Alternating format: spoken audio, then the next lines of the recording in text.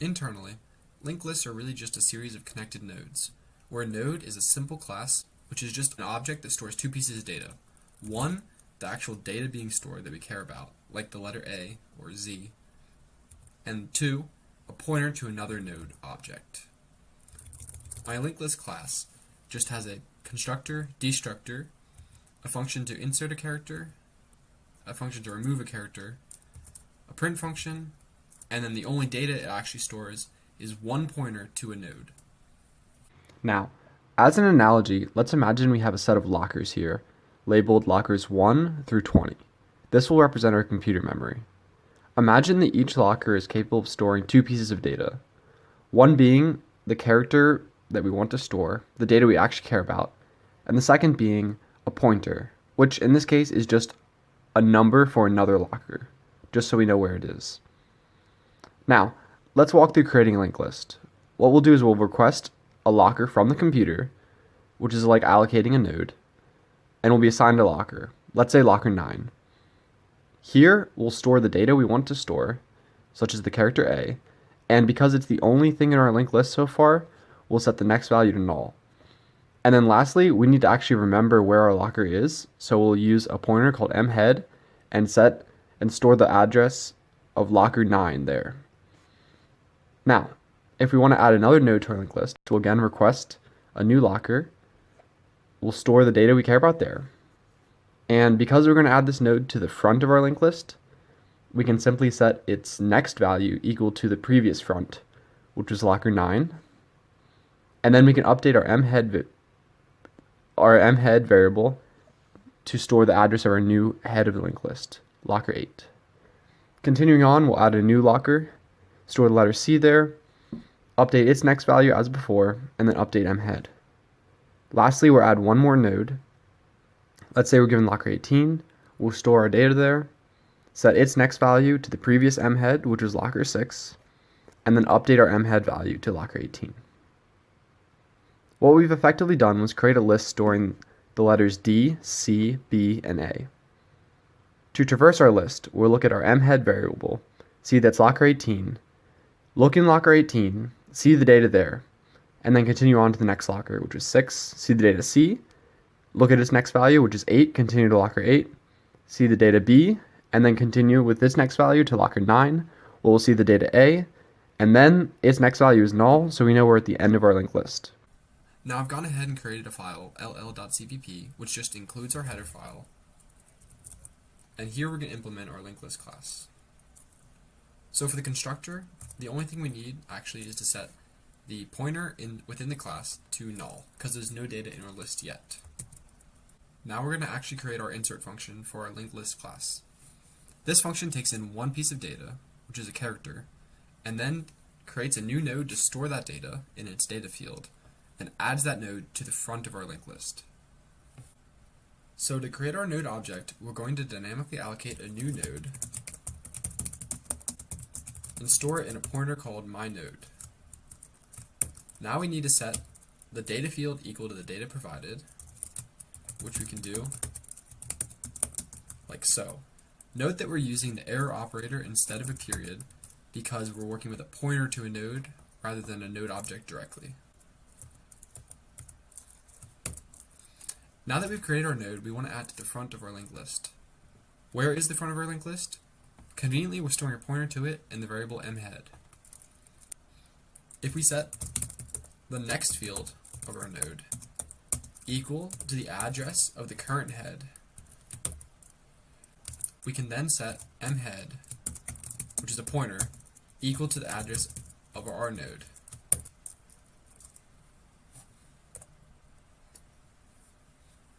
And that's it for our insert function. Now keep in mind that the whole point of a linked list is to store data, which for us is the data field in all of our nodes in the list. We're going to create a function that prints out all of the data in our nodes. To do this, we're going to use a for loop, which uses a node pointer, which I'm going to name cur for current, which starts out equal to the address of the head of our list. And we're going to iterate as long as cur does not equal null, because when it's null, we know we're at the end of our linked list. And each iteration, we're going to advance one node forward in our list, like so. So we start out with a pointer to the front of the linked list, and our goal is going to be to print the data there, and then update that pointer to the value of the next node in the list. Our for loop will handle updating the node pointer each time to traverse the list until the end. We can just print out the data field of the current node, and I'm going to draw an arrow which will point to the next data that's printed. On the right here, you'll see our traversal done by our for loop. We'll start at locker 18, which is the head of our list, print the data there, D, and then our for loop will advance our pointer to the next locker, which is locker 6, where we're going to print the letter C, and again, advance with the for loop to locker 8, print the data there, and advance to locker 9. Our for loop will stop here because the next value of locker 9 is null. Once our for loop is done running, all of the data in our nodes would have been printed. Let's end by printing out that we're at the end of the linked list and a new line character. And that's it for the print list function.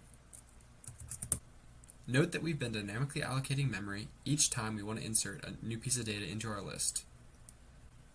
It is also our responsibility to free that memory when we no longer need it. This will be done in our destructor. Now, how do you free memory that you allocated with the new keyword? For example, if we wanted to free the memory of the node pointed to by mhead, we could just write delete mhead, and that memory will be freed. But keep in mind, this would only free the memory for that first node in our linked list and ignores the rest of the list. Also, it doesn't take into account what would happen if mhead is null. Clearly, we need to do something a little bit more complicated. What we need to do is traverse our linked list and delete each node as we get to it. To do the traversal, we're going to create a node pointer called cur and start it out equal to the front of our linked list. To actually traverse the list, I'm going to use a while loop that continues as long as cur does not equal null, meaning we haven't yet reached the end of the list. Our strategy will be to save the address of the next node in the linked list after the current one in another pointer called temp. Then we can safely delete our current node and then update the current pointer to the address stored in temp. And that's it for the destructor. Now let's actually test out that our destructor works to correctly free all the memory we allocated. I've added one line to our destructor which prints out the data of the node about to be deleted each time. And note that I'm going to use the main program which just inserts the data A through M and then prints the list. If I compile the code and run it, we can see that each node is deleted, starting with the front of the linked list, the head, and moving all the way down to the end. But to actually be sure that all memory is being freed, we can use a program called valgrind, which will check that for us. Here you can see from valgrind's output, memory was allocated 15 times and freed 15 times, meaning we successfully freed all the memory we allocated using the new keyword. And you can see that through this message here. Now, just as a test, if I was to comment out all the code in our destructor, recompile, run valgrind again, we can see that we actually have a memory leak. So our destructor is clearly necessary and doing its job. The last function we're going to implement is the remove function. The remove function takes in one character and searches the list starting from the head, working its way to the end, and deletes the first node that contains the same data as the provided character. We have a couple edge cases here that we need to think about. First of all, if the list is empty, which is indicated by when mhead is null, we can just return without doing anything. Next, if the head of the list has the same data that we're already looking for, we can just delete that node and update the head and return. And we'll do this in the same way we did for the destructor. We'll use a node pointer to store the address of the node after mhead, then we'll delete mhead, Then we can update our mhead pointer to what is now the new front of our linked list, and we can return as we were done. Now, the only remaining case is when the data we're looking for is somewhere in the list other than the head, or maybe not there at all. So for this situation, we're going to traverse the linked list node by node until we find the data we're looking for, or reach the end. We're going to use two node pointers. The current pointer will start at the node right after the head node in our linked list, and the previous pointer will always point one node prior to it, so it will start at mhead. As we traverse the list, we can check if the current node contains the data we're looking for.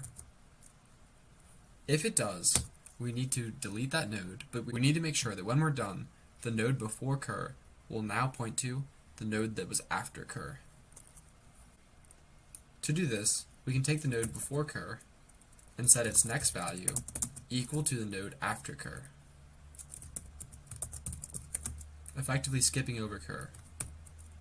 To do that, we can just use the delete keyword and then return as we are done. If the current node does not contain the data we're looking for, we need to update our current node pointer and also update our previous node pointer, like so. And that's it for the remove function. Now let's update our main program to test out the remove function. I'm going to be removing a letter from the middle of the linked list, then a letter from the very end, and then the letter at the very beginning, the head of the linked list. Each time I'll be printing out the new linked list.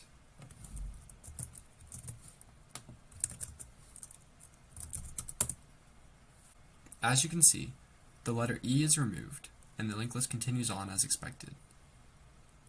Then the letter A is removed from the end, which is also as expected. Lastly, we're removing the letter M, and you can see that case is handled as well. The destructor is then automatically called by C++ when our linked list goes out of scope.